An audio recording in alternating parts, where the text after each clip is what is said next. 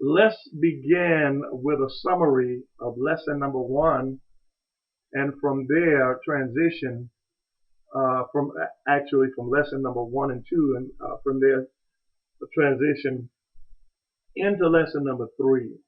Now I'm combining lesson number 3 because we spent some extended time on the human condition and the faith condition, which I think is very important for us to recognize and understand prior to learning all of the different dynamics about demography, because from a Christian perspective, it enables us to look past the numbers and see people as God, as Scripture sees people. So that's very important for Christian demography. So if you heard that, give me a big amen down on the chat box. So let's go into the summary of lesson 1 and then transition lesson 1 and 2 and transition into lesson number 3. Now we've established from a biblical and theological basis what demography is. Although demography in our understanding is a secular concept, but again, as I prefaced at the beginning of our webinars, we can go entirely back to creation, the book of Genesis, and see demography in its infant stage, in its nuclear stage. So although we recognize it as a secular concept, it has definite biblical theological roots. And we've looked at the secular concept. And as Christians, we look at demography from a spiritual biblical perspective. And there is a reason for that, as I've stated previously. In that context, and out of the summary of our first 2 lessons, and it's important that you highlight this statement on your lecture notes and make an effort to memorize it. And it's demography is a vehicle for transporting the gospel and providing the basis for planning, organizing, and developing your ministry programs. And so let me repeat it again. Demography, in the context of biblical theological perspectives, is a vehicle for transporting the gospel and providing a basis for planning, organizing, and developing ministry programs. So I think it's important for you to look into each of those ideas or concepts of planning, organizing, and developing. But again, demography is that vehicle. And we cannot forget that the ultimate aim of our efforts in the Christian community is to reach people for Christ and to restore those who have, for some reason or another, walked away from the Christian community. Now, the other outcome of demography is the fact that in our efforts of planning, organizing, and development, we are transforming communities. So that's the twofold outreach of it, to reach people with the gospel and to transform communities. Unfortunately, in our social initiative efforts, sometimes we put the cart before the horse. We put social before the gospel. And we spin our wheels and fail to utilize a means of reaching people for Christ. So one doesn't negate the other. So please completely understand in terms of a nonprofit concept, in terms even of a biblical concept, is community development. Ultimately, what we're doing is making God's kingdom a kingdom within this world. We're his agency. So the proper term to house that is community development. Now, those are your notes, your side notes along with the lecture notes, okay? Aside from the complicated mathematical nature of demography, the basic components are people and population movements. Now, we've examined that.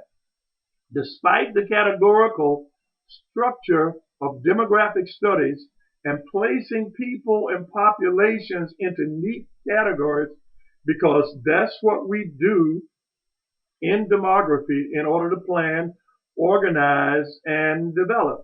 We place people and populations into neat categories, and that can become an assembly line process, a stigmatizing, labeling process if we don't look beyond the numbers that we get from our studies.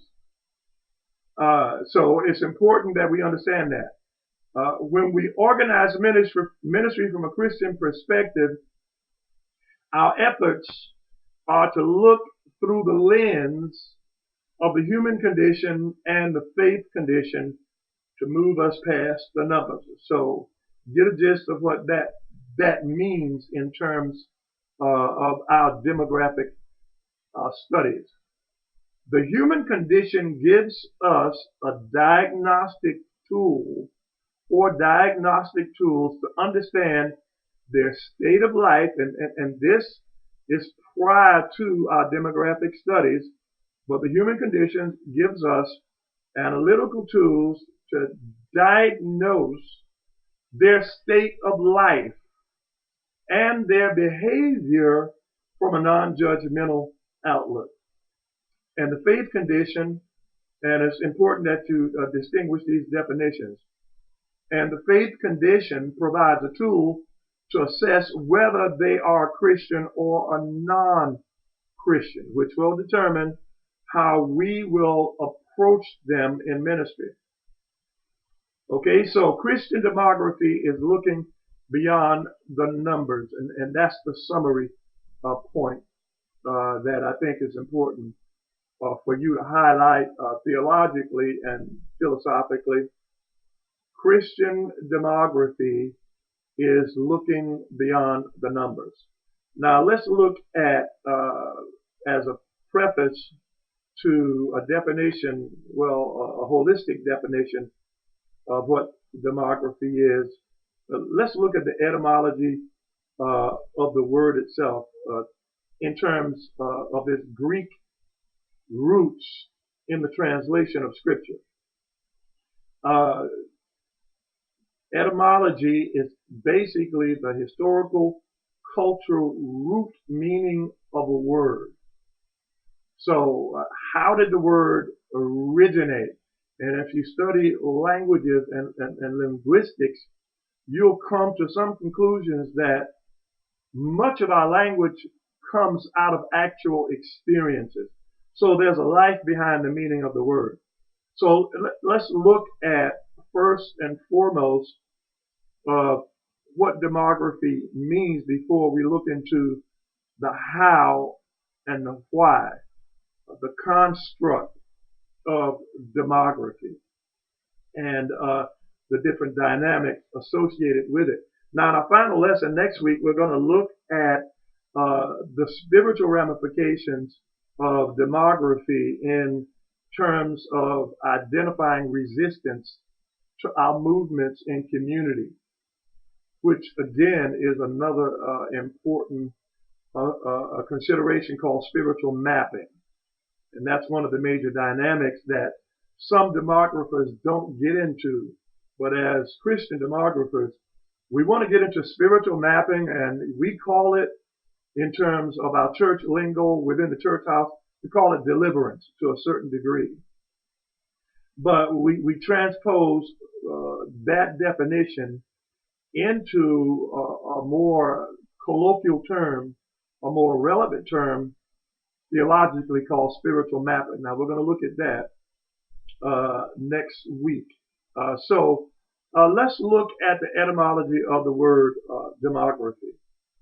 Demography comes from two ancient Greek words, demos, meaning the people, and graphy, meaning writing about or recording something. So when we're doing our demographic studies, we are writing about and recording things about people. So literally, demography means writing about the people.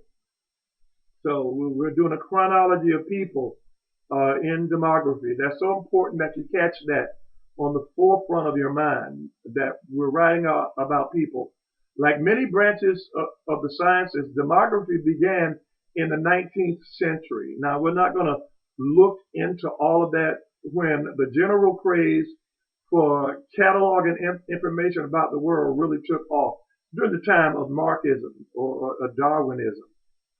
Okay, so that's one of the beginning times of it. A common related word is demographics. So demographics comes out of the word demography, and it refers to the raw statistical data that we use for analyzing people and their circumstances. So now that's the root meaning of the word. Now, I think that churches should look to the reality of demography as it relates to the Great Commission, Matthew 28:18 through 20. Also, that great witness verse, Acts 1 and 8, in order to begin our ministries, especially if we are planting churches in certain areas. Just as businesses do their demographic studies to study how effective their businesses will be in that area, we likewise prayerfully, under the guidance of God's Spirit, should likewise do demographic studies. I'm going to read you an excerpt about demography, the study of population and migration habits. You can add habits to that equation because we're creatures of habits, and habits become trends. We're going to look somewhat at trends. So there are certain trends that come from habits of people that you use as a means of profiling the community. You look at the habits, you look at the trends, and then you profile the community and determine what's going to be best for your programs of service. What will be the best programs of service in that community? Well, let's listen for a moment to Elizabeth Thompson, who writes about demography, and I think she's a great demographer. She says that demography is a study of human populations, their size, composition, and distribution across place, and the process through which populations change, births, deaths, and migration in the big three of demography, joining producing population stability and change. Okay? A population's composition may be described in terms of basic demographic features, age, sex, family, household status, and by features of the population's social and economic context, ethnicity, religion, language, education, occupation, income, and wealth. All of those categories that we use in demographic studies to help us profile the community that we're serving. The distribution of populations can be defined as multiple levels. They can be defined on multiple levels: on a local level, a regional level, a national, and a global level. And you would fit Acts 1 and 8 into those three components: local, regional, national, global. If you're following the mandates of the Great Commission, Acts 1 and 8 says, first of all, our witness will be home, then in Jerusalem, to Judea, Samaria, Judea unto the uttermost parts of the world. So you see an outgrowth. So if you're really planning missions, you're going to begin locally.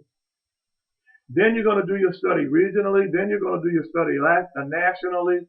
And then you're going to do your study globally and identify the foreign country where you want to do ministry.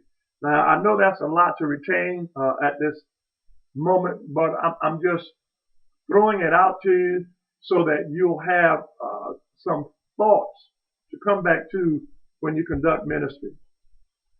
Now, demography is a central component of societal context and social change. So get that.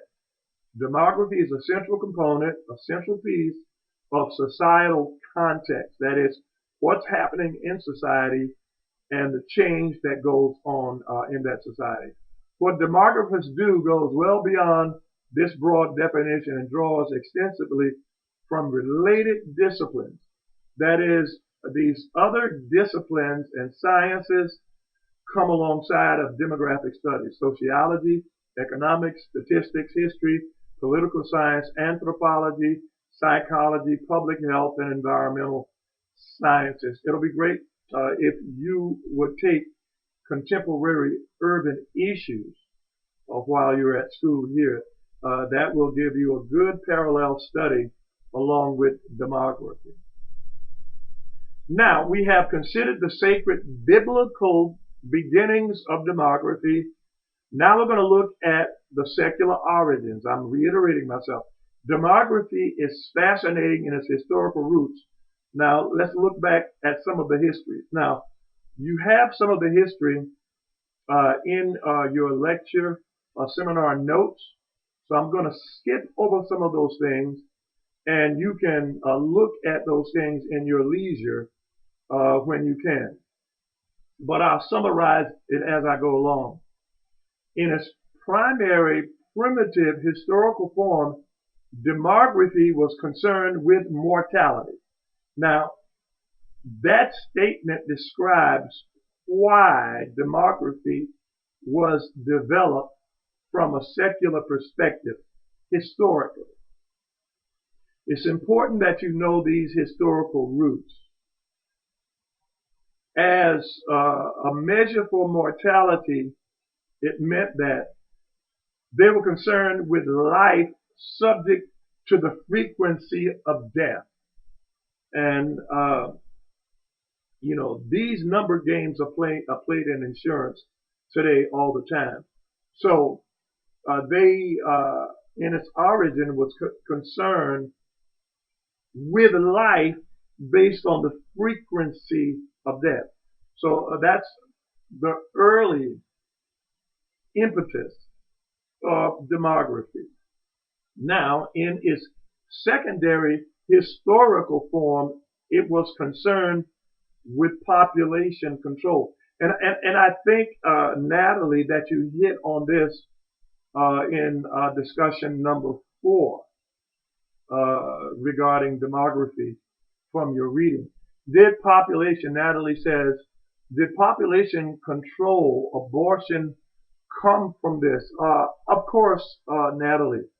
Much of the concepts in our medical studies and other studies, remember, virtually all of our studies, whether it be in medicine or education or other initiatives, come from a demographic platform. So the things that we do relative to populations today come out of that concept. And we can certainly say that other than the Christian ethic surrounding abortion. So we have to distinguish the two. There's a Christian ethic surrounding that. Nonetheless, the idea of eliminating and reducing it comes from those demographic studies also. Now, that warrants your own personal research, and I would encourage you to research that on your basis and do a treatise, do a paper, write about it, because we need to support our arguments with concrete evidence today. I read a lot of stuff and I see a lot of holes in what people are saying because they don't have any concrete evidence to back what they're saying. So I would encourage you as a student to study those things that are at the forefront of your mind. But yes, from my studies, we can see, aside from the Christian ethics, some of those things develop on that.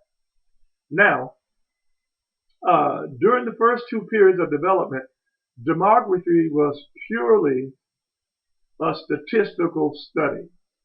It was purely statistical. Now I'm going to skip over some of those things. Now, let's come down to the present. We looked at two emphases of the development of demography historically, mortality, and the other was about population control. Now, today, demography has broadened to all kinds of fields and has a different emphasis. But we can understand how and why it came to what it is today from those historical roots. So again, today demography is concerned with analyzing populations for various studies. Now let's look at data and statistics in demography. Data and statistics in demography. Some demographic information takes the form of data. Now it's important in your demographic studies students that you distinguish the difference between data and statistics. So some demographic information that we retrieve, that we gather, comes to us in the form of data. And data is basically numbers that must be interpreted, which means that we've got to give definition and description. We've got to write definition and description to those numbers, and we're going to get into the methods of how we do that shortly. Other demographic information takes the form of statistics, numbers that have already been interpreted. Now, I uploaded to the Lessons tab and the Info tab two sources for gathering data and statistics. And if you retrieve those uploads, the definition of what data is and the definition of what statistics are will become clear to you.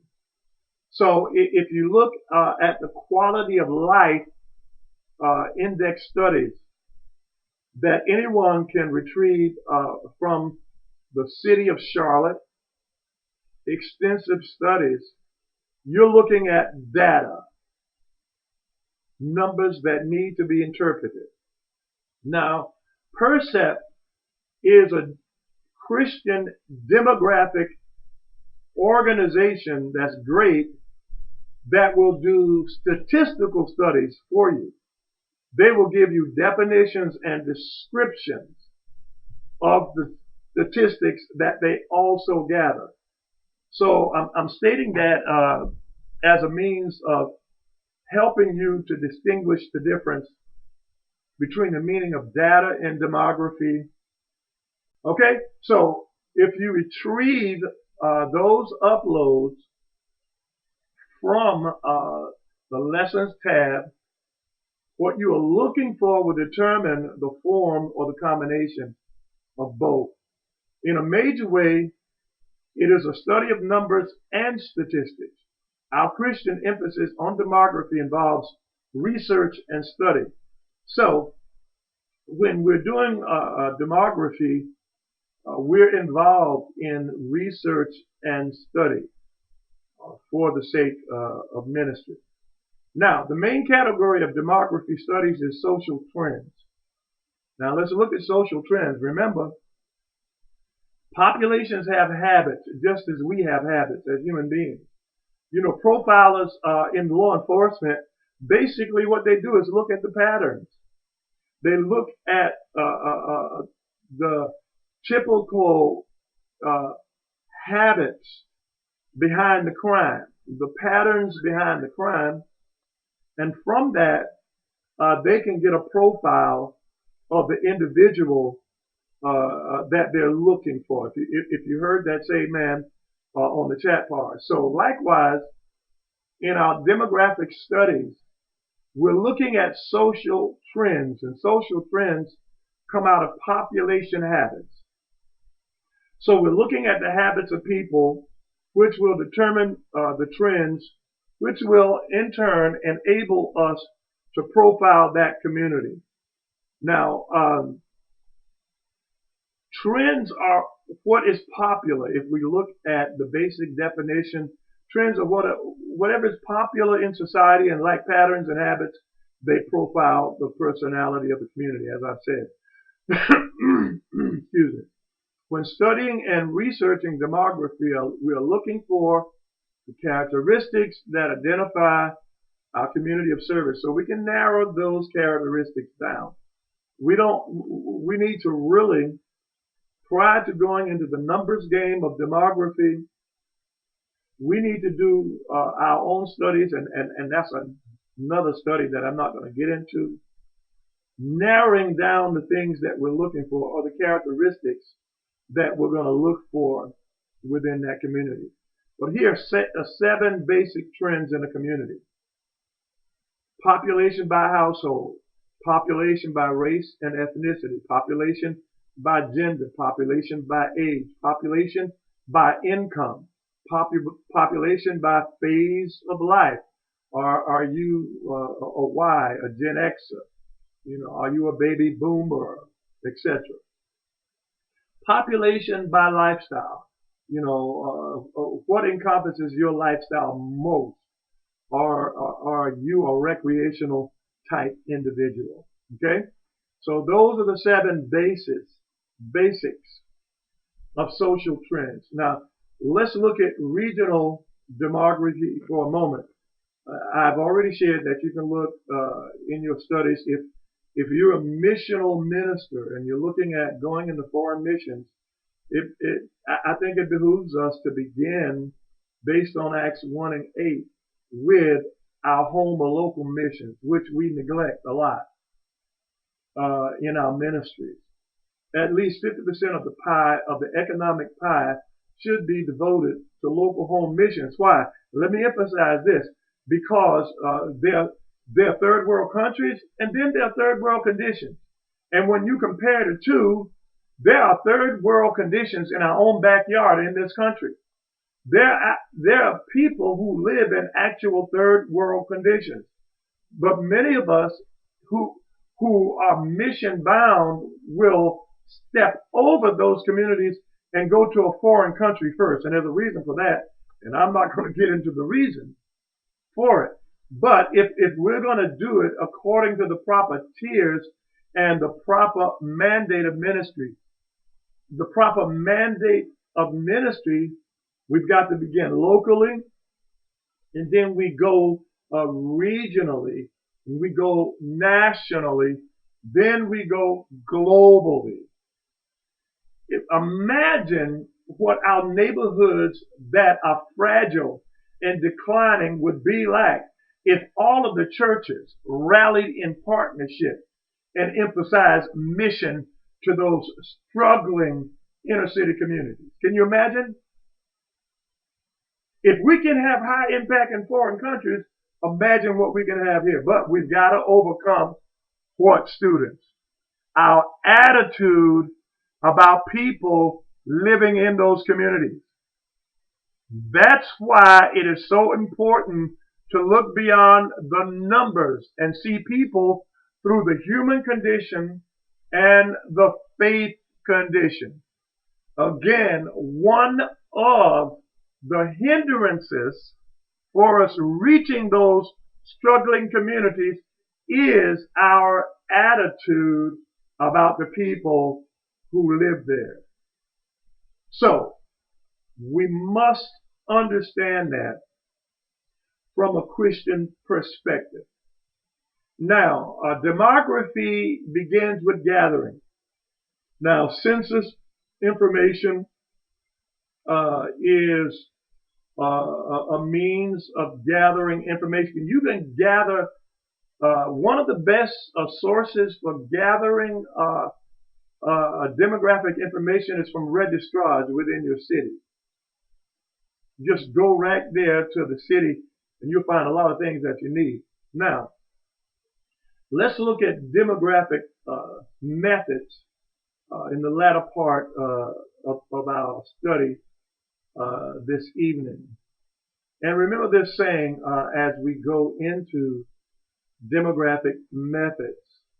God has not called us to a method, but a mission. Unfortunately, some of us get stuck on how we do things.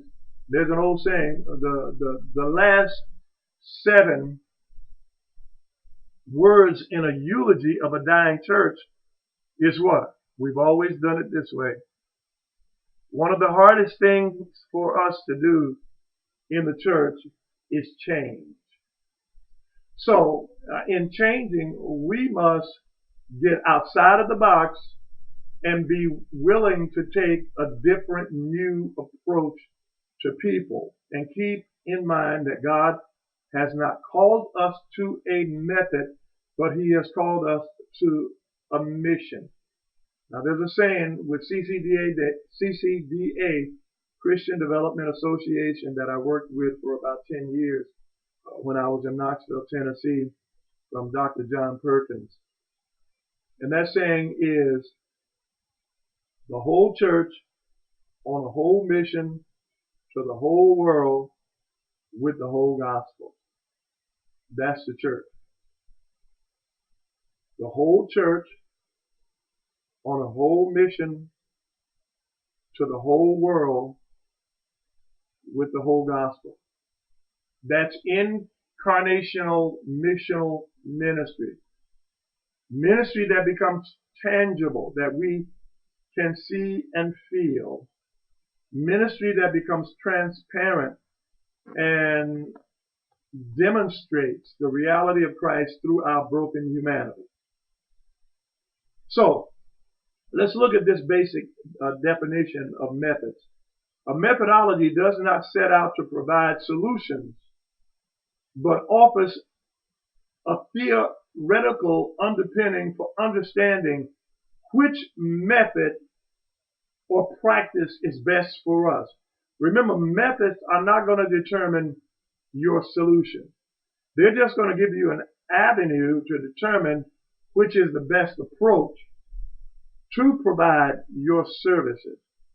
Remember, solutions are about Christ changing people. Now, that's hard for most of us to understand because in our ministry mentality, especially from our mercy charity perspectives, we stand on the outside and we look within these struggling communities, and we have a saying, we say that we're going to change the culture.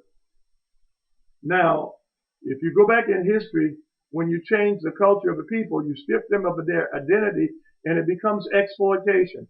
Now, I know that doesn't set well with some of us in ministry, but it's not about changing their culture. That's outside in, and that's typically the approach we use. But we must use the inside out approach, which means that we depend on Christ through the gospel to change the heart of people. And then people change their own culture. We walk alongside of them to provide tools and empowerment for them to change their community, to change their neighborhood. But we are not the Messiah.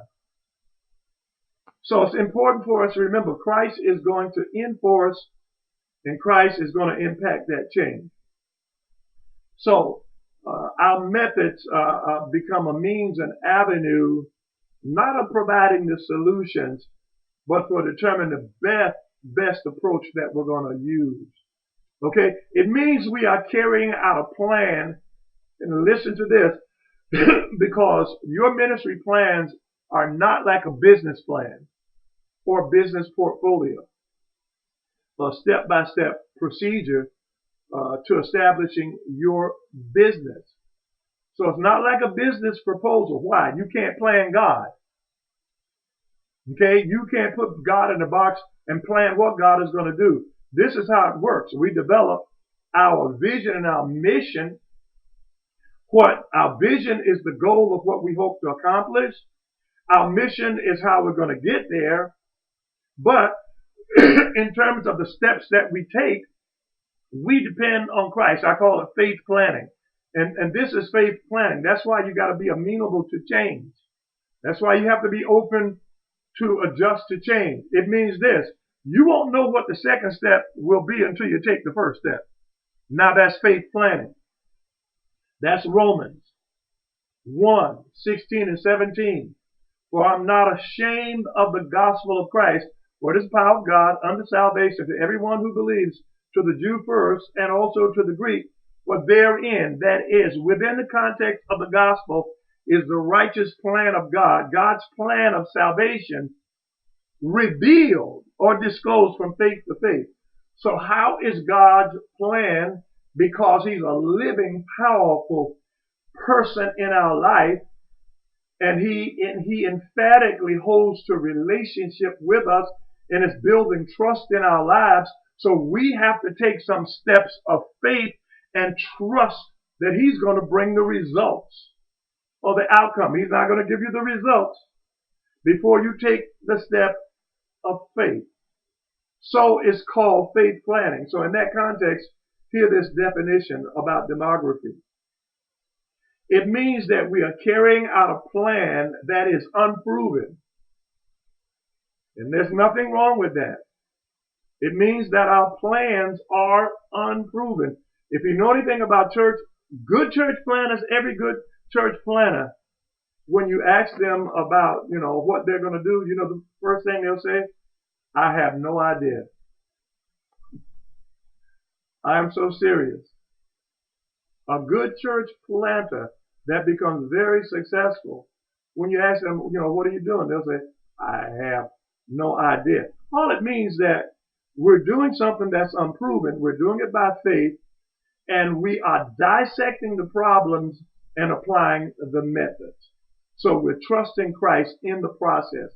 Now underscore that on your notes, trust Christ in the process. So a method is a way of doing something. It is a way of procedure towards approaching a problem. Now here's my summary point. When we do our demographic studies for ministry, our approach, which means our method, should be to get to know. Here it is. When we do our demographic studies for ministry, our initial approach through our methods should be to get to know the community first. Now, surveys, and you'll see that in method, are one of the best forms of demographic studies. And surveys are basically questionnaires. You canvass the community first and foremost by building a relationship with the people there. You're not going there like a census taker, first and foremost, but you're going there building a relationship and letting the community know that, I'm here to provide a service that's going to meet your need. And in that context, once you build that relationship, you begin to take your surveys or your questionnaires, asking them about what they think is the greatest need in that neighborhood: a grocery store, health clinic, child care, some type of educational facility, etc. Again, it would be good for you to do to take a course in urban contemporary issues with this. So the first step is that leads to doing your surveys is building a relationship with that community, becoming friends with the community to meet the needs of that community. Now, as we close our class for this evening, we're going to look at two primary means of study, and then look into two related secondary demographic methods. So a means in this case is a reference to a broader category of your demographic studies. Now, Demography limits its object of study to the measurement of populations' processes, which means it analyzes data, while the broader field of social demography, population studies, also analyzes the relationship of populations between economic, social, cultural, and biological processes that influence that population, that contribute to the problems or the situation of that population. So here's a summary. So from a Christian spiritual, a theological perspective, we as a Christian community use the broad social demographic means to study. So underscore that, set it aside in your study. So we're looking at society through social demography. Now that's the means for our Christian study. So keep that in mind.